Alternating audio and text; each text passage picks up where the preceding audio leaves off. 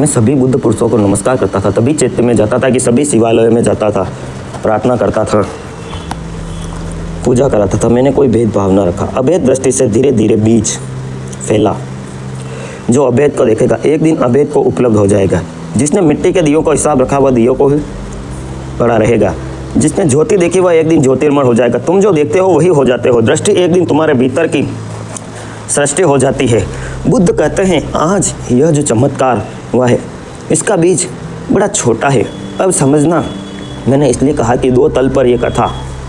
एक तल पर तो बुद्ध का महामारी से भरी हुई वैशाली में जो एक तल, फिर दूसरा तल भिक्षुओं का बुद्ध से पूछना। बुद्ध कोई अवसर नहीं चूकते, उन्होंने अपने भिक्षुओं को भी संदेश दे दिया है।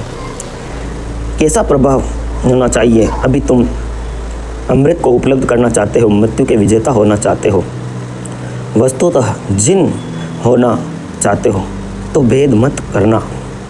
सभी बुद्ध पुरुषों, सभी जागृति पुरुष एक ही सत्य को उपलब्ध हो गए। इस बीज को अपने भीतर जितनी गहराई से डाल सको डाल देना, इसी से किसी दिन वृक्ष पैदा होगा। दोस्तों, ओशो बुद्ध, आप किसके विचार जानना चाहते हैं तो हमें एक छोटा सा कमेंट करें। दोस्तों, हमें कमेंट आया था कि हमारे चैनल का प्रमोशन करना है, तो हाँ ठीक है, आप 10 सेकंड का एक वीडियो या अपने यूट्यूब चैनल के एक स्क्रीनशॉट बनाकर हमें भेज सकते हैं। हम आपके यूट्यूब चैनल का प्रमोशन कर देंगे। दूसरा यह कि अगर आप हमारे चैनल में आना चाहते हो तो हम 20 मिनट का अधिकतम एक इंटरव्यू ले सकते हैं। आप सुबह कॉल करके दूसरे दिन सुबह 8 से या सुबह से 7 से लेकर 9 बजे तक हमसे मिल सकते हैं, आपका इंटरव्यू दे सकते हैं। आपके यूट्यूब चैनल की ग्रोथ बढ़ जाएगी। और अगर हमें भी आप अपने यूट्यूब चैनल के अंदर बुलाना चाहते हैं तो हमसे संपर्क कर सकते हैं। स्क्रीन में हमारे नंबर दिए गए हैं 9782504860। दोस्तों, वीडियो में वापस चलते हैं। हम बात करते हैं बुद्ध पुरुष की। इसी से किसी दिन वृक्ष पैदा होगा, फूल लगेंगे। ठीक है, ठीक अवसर तुम्हारे भीतर में बसंत आएगा। तब न केवल तुम्हारे भीतर बसंत आएगा, तुम जहाँ से गुजरोगे वहाँ भी बसंत की हवा बहेगी। तुम के साथ खड़े हो जाओगे, उनके भीतर भी ज्योति पैदा होगी। तुम जिनके हाथ पकड़ लोगे उनका जीवन से छुटकारा होना शुरू हो जाएगा। Video sponsor Dwarkadhish electric and power tools. आप हमारे वीडियो को स्पॉन्सर करना चाहते हैं, ऐड देना चाहते हैं तो संपर्क कर सकते हैं। तुम जिनको हाथ पकड़ लोगे उनके जीवन से छुटकारा होना शुरू हो जाएगा। तुम्हारे तो सहारा पकड़ लेंगे, तुम उनके लिए नाव बन जाओगे। नाव सुख के परित्याग से यदि अधिक सुख का लाभ दिखाई दे तो धीरे पुरुष अधिक सुख के ख्याल से अल्प सुख का त्याग दे। और बुद्ध ने कहा है ये छोटा सा गणित याद रखो। उदाहरण, हम छोटे छोटे सुखों में उलझे रहते हैं, जैसे कि गाड़ियाँ, बंगले, मकान। हम ये सब नश्वर है, इन सुखों को नहीं चुनना है, हमें अपनी आंतरिक शांति को चुनना है। बुद्ध यही कहते हैं, महावीर स्वामी भी यही कहते हैं। इनसे खूब सुख है। हमें यह दिखाई पड़ता है अगर इनको त्याग कर दे तो कल अनंत गुना सुख हो सकता है, इनको त्याग करना चाहिए। लेकिन यह कल होगा तो हम आज के ही सुख को पकड़ लेते हैं, कल के अनंत गुने सुख को छोड़ देते हैं। इसलिए हम धन रह जाते हैं, दरिद्र रह जाते हैं। जैसे कि समझो हमारे इलेक्ट्रिक की शॉप है और कोई सीखने आता है और 1 साल तक उसको कुछ पैसा वैसा नहीं, लेकिन वो 1 साल बाद ऐसा इंजीनियर बन जाता है कि वो खुद अपना घर बसा सके, अपनी कमाई कर सके, अपना बिजनेस चालू कर सके। लेकिन एक ऐसे पिछड़े हुए समाज का व्यक्ति वो शुरू से मजदूरी करता है तो वो जीवन भर मजदूर ही बना रहता है। जाते समझो तुम्हारे पास मुट्ठी भर अन्न है, तुम आज खा लो, मुट्ठी भर अनाज है उसे आज खा लो, थोड़ा सुख मिलेगा। लेकिन अगर तुम उसे बो दो तो शायद 2-4 महीने प्रतीक्षा करनी पड़ेगी, लेकिन बड़ी फसल पैदा होगी, शायद साल भर के लायक भोजन पैदा हो जाए। धैर्य रखना चाहिए। तो बुद्ध कहते हैं बुद्धिमान कौन? बुद्धिमान वह है जो अल्प को छोड़कर विराट को उपलब्ध करने में लगा रहता है। ये सांसारिक सुख अल्प है, जो जीवन के अत्यधिक गणित पर सदा ध्यान रखता है। जो मैं कर सकता हूँ, इसका अंतिम फल क्या होगा आज का ही सवाल नहीं है, इसका आध्यात्मिक परिणाम क्या होगा। स्वभाव, इस दिन जब तुम संग नाम के थे ब्राह्मण, थोड़ी अड़चन हुई होगी। अगर जैनों के मंदिर में होंगे तो हिंदुओं ने कहा कि तुम क्या जानते हो, ब्राह्मण से कष्ट हुआ होगा। अगर हिंदुओं के मंदिर में जाएं तो उनको कहा कि तुम हमारे मंदिर में आते हो, क्यों जानते हो होगा। गांव में शायद पागल हो जाते। तुम जरा सोचो कि तुम सब मंदिर मस्जिद में जाकर नमस्कार करने के लोग समझेंगे दिमाग खराब हो गया है। जिनका दिमाग खराब हो समझेंगे तुम्हारा दिमाग खराब हो गया। कष्ट हुआ होगा, प्रतिष्ठा कमाई होगी, लोगों ने पागल समझा होगा, लेकिन बुद्ध कहते हैं कि यह छोटा सा त्याग था, क्या फ़र्क पड़ता है, पागल समझा क्या फ़र्क पड़ता है। अगर लोग समझते हैं कि पागल तो कुछ भी फ़र्क नहीं पड़ता, लेकिन उसका जो परिणाम व्यापक, जब गंगा पैदा होती है तो बूंद बूंद पैदा होती है, वो मुख से गिरती है। गंगोत्री तुम अपनी मुट्ठी में संभाल ले सकते हो, तो फिर रोज़ बड़ी होती जाती है, बड़ी होती जाती है। जब गंगा सागर में गिरती है तो तुम विश्वास भी न कर सकोगे कि यह वही गंगा है जो वो मुख से गिरती है, बूंद बूंद टपकती है। जिसको तुम मुट्ठी में बांध लेते हो वह वही गंगा है, पहचान नहीं आती। ये छोटा वृक्ष वह बड़ा हो जाता है। बुद्धिमान व्यक्ति अल्प सुख को छोड़ता चले महासुख के लिए को ना पकड़े, क्षुद्र को ना पकड़े, विराट पर ध्यान रखे। दूसरे को दुख देखकर अपने लिए सुख चाहता है। चक्र में फंसा हुआ व्यक्ति कभी वैर मुक्त नहीं होता। और बुद्ध ने कहा, सुख तो सभी चाहते हैं, मगर सुख की चाह में एक बात ख्याल रखना, पहला तो सुख कहाँ, सुख को छोड़ देना महासुख के लिए, छोटे सुख को छोड़ दो महासुख के लिए। दूसरा सूत्र यह ख्याल रखना कि सुख तो चाहना, लेकिन दूसरे के दुख पर सुख निर्भर ना हो। इसको बारीकी से समझें, वीडियो को आप 2 बार देखें अगर नहीं समझ में आता है। मतलब दूसरों के दुख पर अपना सुख ना टिकाएं। दूसरे सूत्र का यह है कि दूसरों के दुख पर तुम्हारा सुख निर्भर ना हो। दूसरों के दुख पर आधारित सुख तुम्हें अनंत दुख में ही ले जाएगा, महान दुख में ले जाएगा।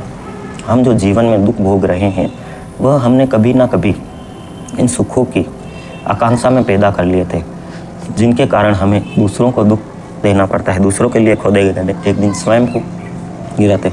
मैं एक गांव में ठहरा हुआ था। उस रात उस गांव में एक बड़ी अनूठी घटना घट गई, फिर मैं उसे भूल न सका।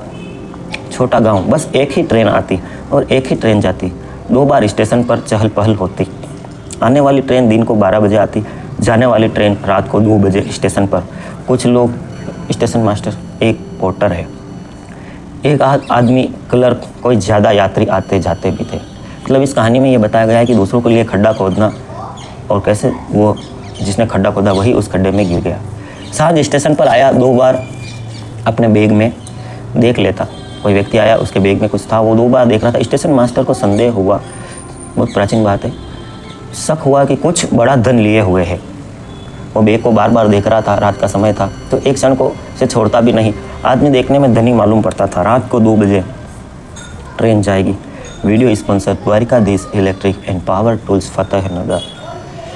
विज्ञापन के लिए संपर्क करें 97825048। ट्रेन आएगी। मन में उसके मन में बुराई आई कि इसको लूटना पड़ेगा। उसने पोर्टर को बुलाकर कहा कि ऐसा कर, 2 बजे रात तक कहीं भी इसकी जरा भी झपकी लग जाए और 8 बजे रात के बाद तो गांव में सन्नाटा हो जाता है। गांव भी कोई 2 मील दूर उसको ख़त्म करना है। पोर्टर ने कुल्हाड़ी ली और वह घूमता रहा। यह कब सो जाए, मगर वह आदमी जागा रहा। पोर्टर को झपकी आ गई और कब पोर्टर को झपकी आ गई तो पता ही नहीं चला। वह आदमी जिस बेंच पर बैठा था उससे उठकर नींद आने लगी तो अपना बैग लेकर टहलने लगा। प्लेटफॉर्म पर इसी बीच स्टेशन मास्टर आया, उस बेंच पर लेट गए स्टेशन मास्टर जिस पर वह धनी लेटे थे। उस पर आँख खोली, सो गया और आके गर्दन अलग कर दी। पोर्टर ने। स्टेशन मास्टर मारा गया। सुबह गांव में खबर आई। मैं उसे भूल नहीं सकता। इस घटना का इंतजाम उसी ने किया था और चद्दर ढांक कर सो रहा था और पोर्टर ने उसी को मार दिया। मारा खुद ही गया। जीवन में करीब करीब ऐसा ही हो रहा है। जो दुख तुमने दूसरों को दिए हैं वो लौट के आएंगे, जो सुख तुमने दूसरों को दिए हैं वो भी लौट के आएंगे। दुख भी 1000 गुना लौट कर आते हैं, सुख भी 1000 गुना लौट कर आते हैं। इसलिए बुद्ध कहते हैं, दूसरा सूत्र याद रखना, सुख बन सके तो दे देना, अगर सुख ना दे सको तो कम से कम दुख मत देना, दूसरों को दुख मत देना। अपना सुख ऐसा बनाना कि तुम पर भी निर्भर हो, दूसरों के दुख पर निर्भर ना हो। फ़र्क समझो, एक आदमी धन के इकट्ठे करने में सुख लेता है, निश्चित ही ये लोगों को धन छीनेगा। बिना धन छीने धन आएगा भी कहाँ से? बहुत बहुलता से भी नहीं न्यून है धन, ऐसा पड़ा नहीं। चारों तरफ जितने लोग हैं उनसे धन बहुत कम है। धन छीनेगा, धन इकट्ठा कर पाएगा। यह आदमी दूसरों को दुख दिए बिना धन ना हो सकेगा, और धन पाने से जो सुख मिलने वाला है वो 2 कौड़ी का है, और जितना दुख दिया है उसके जो दुष्परिणाम होंगे वह सहन नहीं कर पाओगे।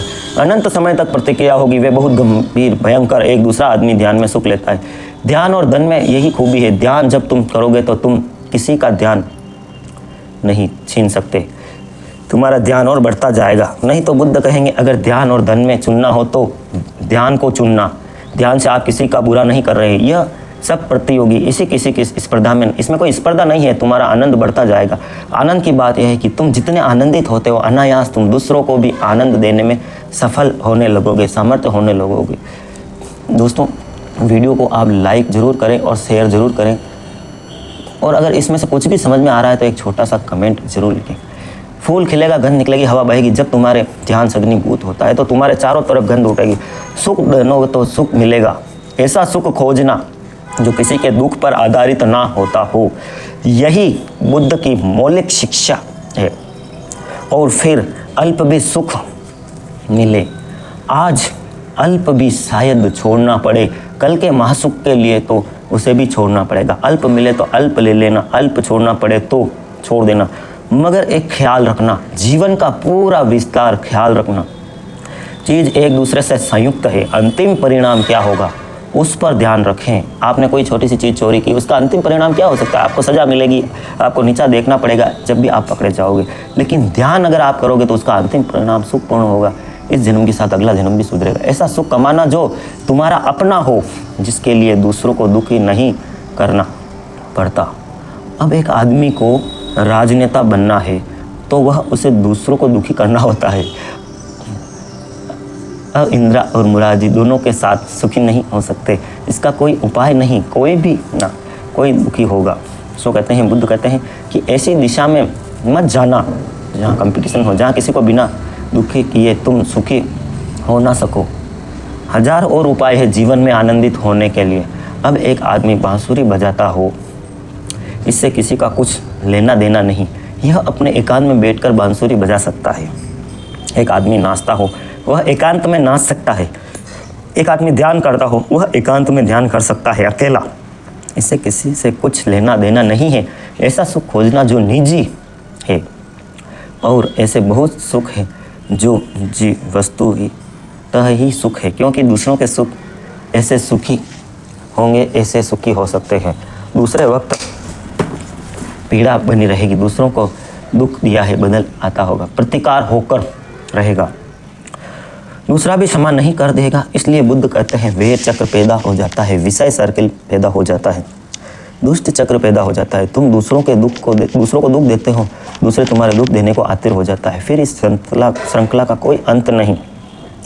महासुख के लिए अल्प को छोड़ देना, भेड़े के लिए छोटा को छोड़ देना, शाश्वत के लिए क्षण भंगुर को छोड़ देना, और ऐसा सुख खोजना तुम्हारा अपना, जिसके लिए दूसरे पर निर्भर नहीं होना पड़ता।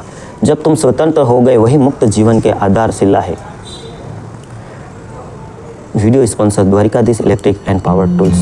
दोस्तों, वीडियो में लाइक कमेंट जरूर करें, अपने मित्रों को शेयर जरूर करें। आप सबके भीतर बैठे हुए परम पिता परमेश्वर को प्रणाम करता हूँ। आपका दिन शुभ रहे। Dwarkadhish electric and power tools, Fatehnagar, ward 14। सभी प्रकार के घराटा, fan, cooler, spare, ICU, Orient, पंखे,